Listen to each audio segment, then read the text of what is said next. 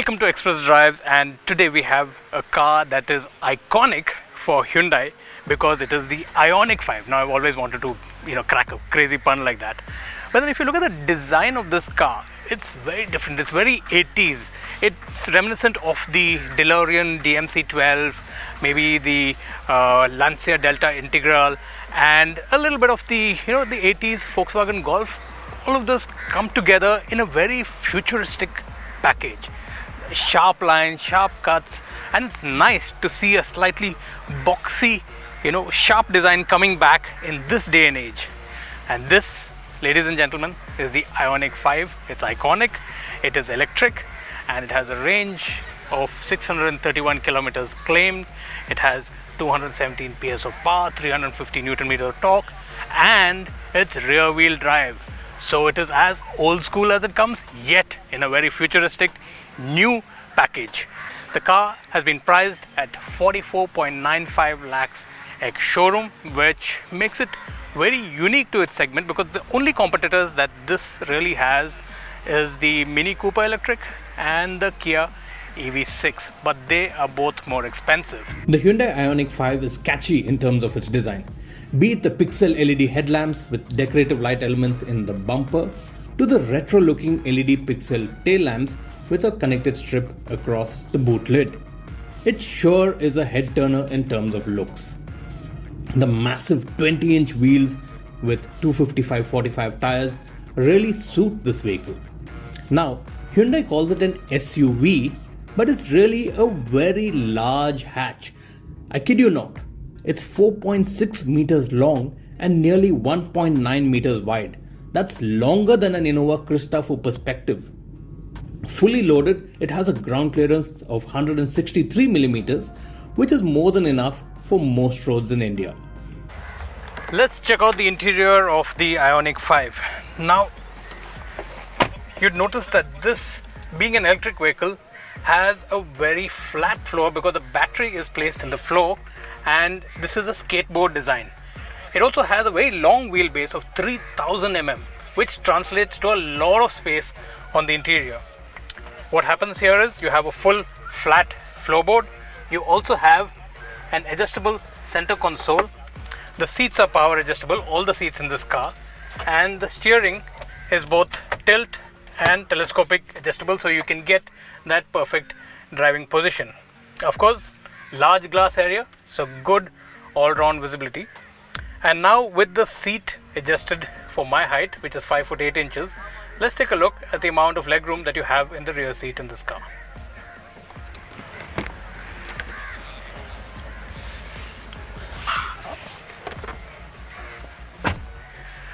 The rear seats too are power adjustable, so you can actually slide it forward or backward, and it has different levels of recline. You can recline the seat as well as bring it forward, and if you're sitting in this seat over here and you want this to be tumbled forward, you can just press the button over here and you can push the seat forward.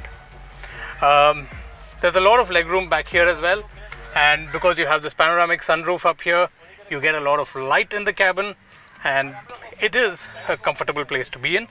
But then again, with the battery, like I mentioned, being under the floor is a little high, so your thighs are slightly above.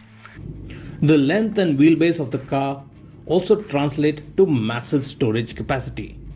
It gets a 527 litre boot, which can expand to 1587 litres with the seats folded. You also have large storage space between the seats, a quick charger, and a large drawer-like glove box. That's not all. Open the bonnet and you have about 57 litres of storage space in the front for knickknacks or perhaps the charging cables.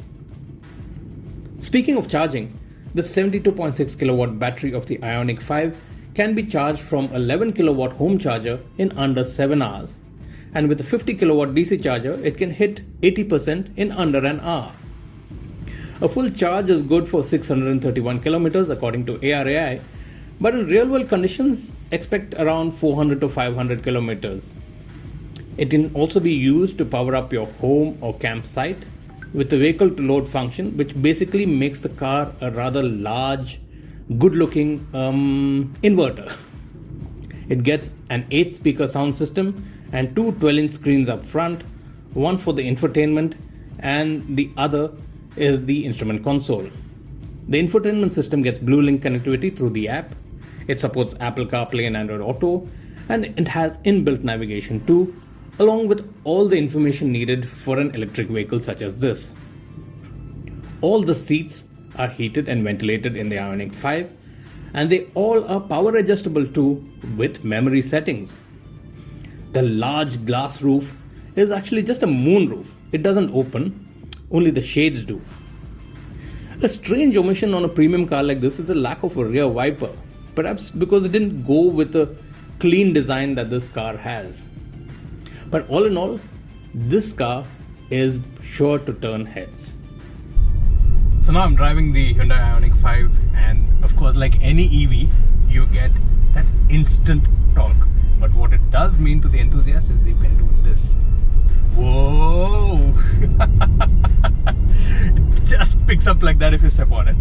But that's the fun with EVs, right? The other thing about this car is that because the weight is all low down, the battery pack is really heavy, but it's in the floor, which means the center of gravity of this car is really low.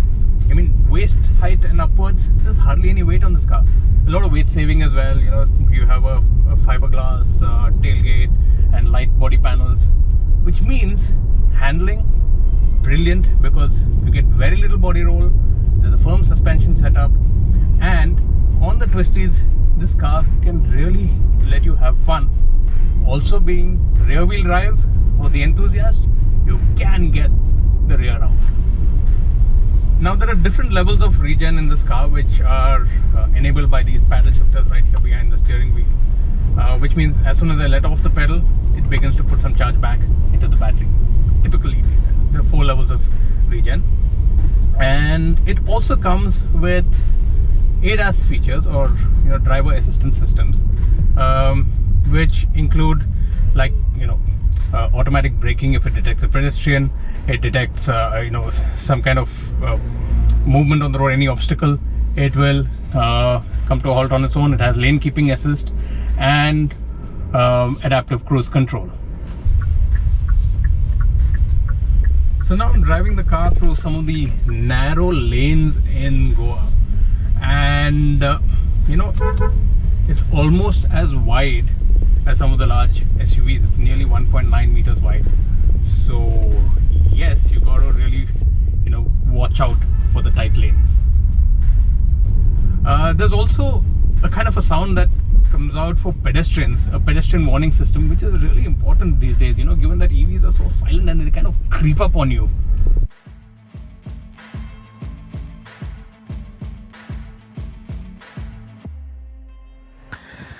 So after driving the Ioniq 5 around Goa for not a very long distance, I can only give you my first impressions about this car. Yes, it's very futuristic looking. Yes, it turns a lot of heads. The design is like it's something that's come from the future, yet it has that retro feel to it, like I said in the beginning. So who does this car make sense for? With an real world driving range of about 500 odd kilometers, ARAI is 631 kilometers, this car makes sense for the urban commuter who wants to get to office and back and yet make a style statement. At the price point this car comes at, there's very little competition. You have the Mini Cooper, which is slightly more expensive, and then the Kia EV6, which is even more expensive, and they don't offer the same range that this car offers.